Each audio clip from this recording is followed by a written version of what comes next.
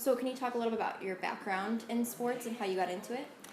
I have always been an athlete my whole life, so my parents put me in figure skating because I had too much energy as a kid, and that wasn't enough fun for me. So my mom's boss suggested I try tennis. His son played tennis, so I followed him to tennis lessons and just kind of played every sport after that. But tennis is my thing, so I played in college. So Okay.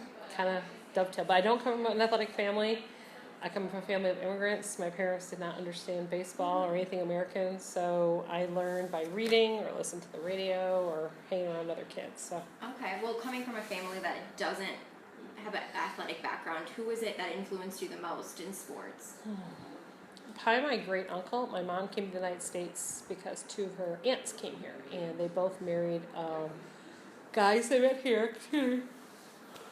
My Uncle Emil loved the Tigers, so I'd go over to his house and I'd sit on the back porch with him. And if you sat with him, he'd always drink you like some crazy milkshake or something, and we'd listen to the Tigers. So I learned how to score games and do that. So and I liked it. I mean, listening to Ernie Harbaugh and listening to real baseball was kind of fun. He loved it so much. He never went to a Tiger game his whole life. He just scored it from home. Wow. And he had a neat scorebook for the whole season. He had every game done. So he'd even listen when they were on the West Coast. Definitely. Baseball was his thing. So. And then, how would you say sports has been important in your life? Oh wow, it's been everything. It's been my job. It's been, how to relate to people. It's how I got through college, paid for college. So it's given me a lot. It's taken a lot. I mean, I've had 2 knee surgeries, and I've got the damage on my body from being an athlete. But it's cool. And then going back to kind of the history of sports is what we're kind of touching on in our class. What would you say would be your history in growing up with women in sports and different genders coming into sports? I really wasn't aware of any women in sports outside of figure skating and tennis. So, but because I'm like the first real generation of Gen Xers that we've never known a life without sports. So Title IX was passed in 1971, so all of us are born in the 1970s. We always had opportunity. So my friends playing soccer, me playing basketball or whatever, it wasn't abnormal. So it's kind of an interesting new form of feminism that the second wave now, and even the judo champion we met today, we're about the same age. That it's like we've never known a world without sports. So it's part of who we are and how we deal with life and how we negotiate. And plus. And now it's carrying on to the next generation. It's how we raise our kids, too. Yeah. And like she said, her son's going to be an athlete in something. Well, yeah, all of our kids are. So. And do you think because of women having a history of not being included in sports, it makes you want to be more part of it more than ever? No, I really see myself as opportunity for everything, so I don't label myself. I mean, in terms of female sports writers, women have only really been, quote, allowed, I hate that word, but it's the right word, since about 1985. There were women doing it before that, but they were thrown out of press boxes, harassed, arrested. It almost took a Supreme Court ruling for women to get to be sports writers. So I fully recognize the privilege I have of doing my job without being harassed. Well, I'm harassed, but not like barred physically and thrown out of stadiums. And they know my right. Now, people may not want me to be there. Yeah. I mean, you can legislate action, but you can't legislate morality. Yeah. Or hearts and minds. Can you touch on that harassment a little bit? Like what types and what forms you see? Or where? Oh my God. Well, there's so many different forms. I mean, there's with your own coworkers. You're usually younger, more educated. So they teach you like crap because they think that you got the job because you're a token or you hooked up with somebody.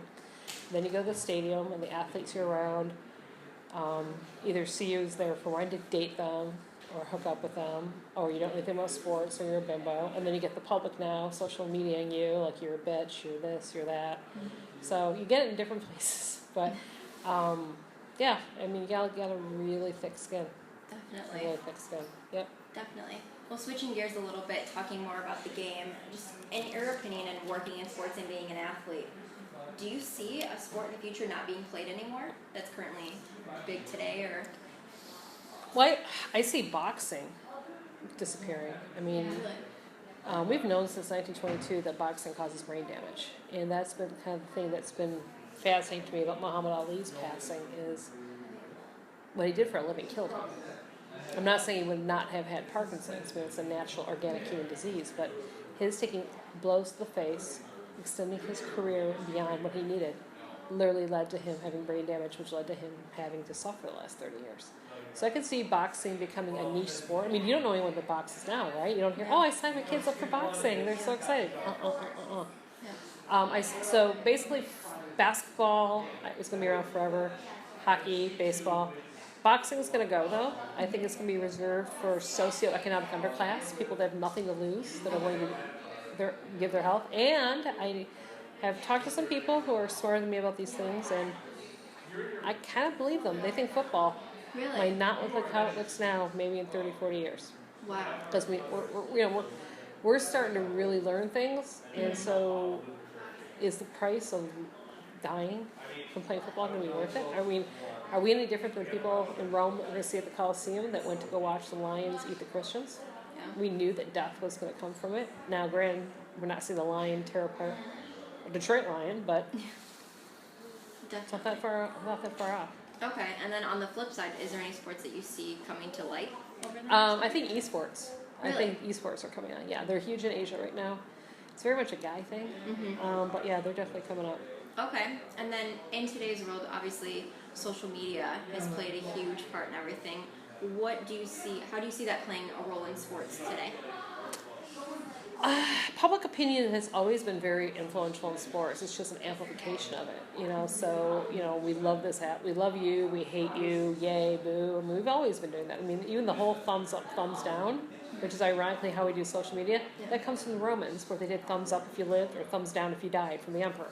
That's all it is. I mean, the more you learn about it, nothing has changed. So, social media, you know, it's marketing. It drives stars. I mean, it's very powerful, but it's basically a lot of an echo chamber, because the people that yell the loudest get the most run. There's a lot of people that have opinions, but don't need to be on social media. So it's good and bad. Yeah, and with that technology increase, do you see fans leaving the stadium, or do you think they're going to start streaming more online?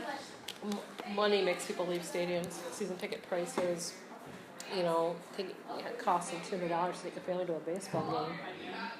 Definitely does. That'll make you stay home. Okay.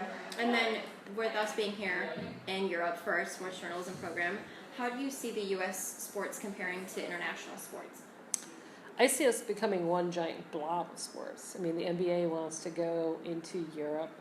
You know, Premier League soccer is being shown on NBC. Our best athletes in the NHL are from Russia and from Sweden. So, I mean, we're approaching globalization. The walls are coming down. Athletes are athletes. I mean, the best athletes in the NBA are from all over the world.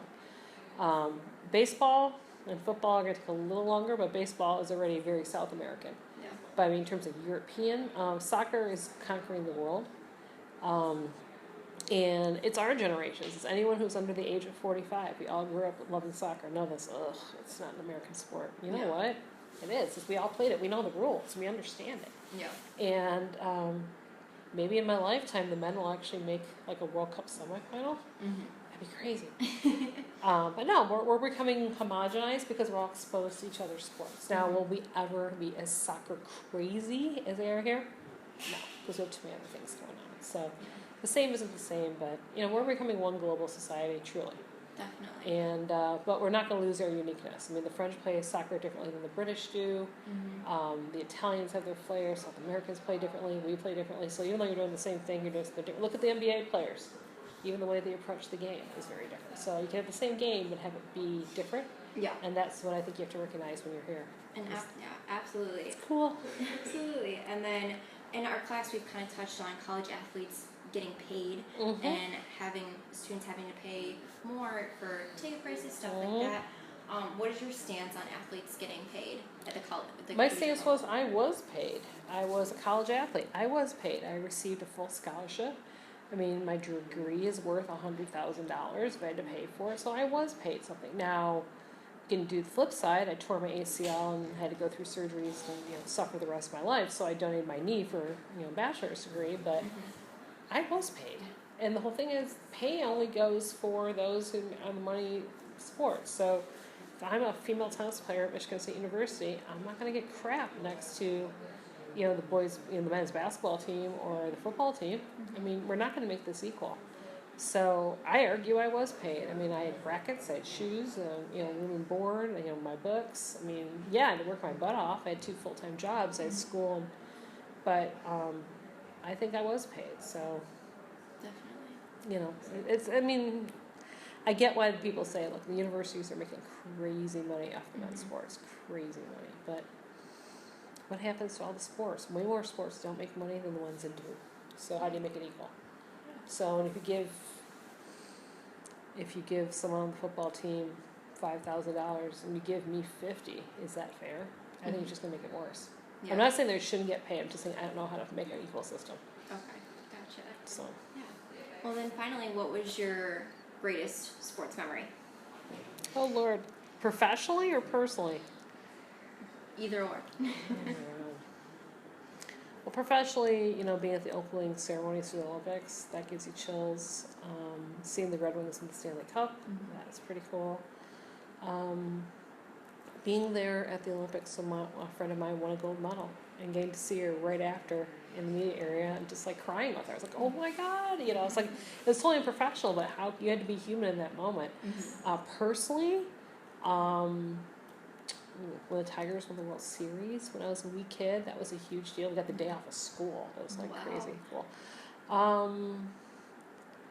I got to play tennis, just goof around here at Roland Garros, and I got to play also at the U.S. Open with John McEnroe and some other people. I mean, Andre Agassi was there watching. I totally froze up. I sucked ass, but I didn't care. Yeah, just those little moments. I ran the bases at Tiger Stadium before they closed it. Wow. I came out of the press box and they still had the lights on. They were literally taking the stadium apart, and I jumped the little gate fence thingy and I ran around the bases. And when I got to home, I took a beer cup and I scooped up a cup of dirt and I said, I always wanted to play for the Tigers, and then I realized girls don't play baseball. So, and look, I finally got to run the bases.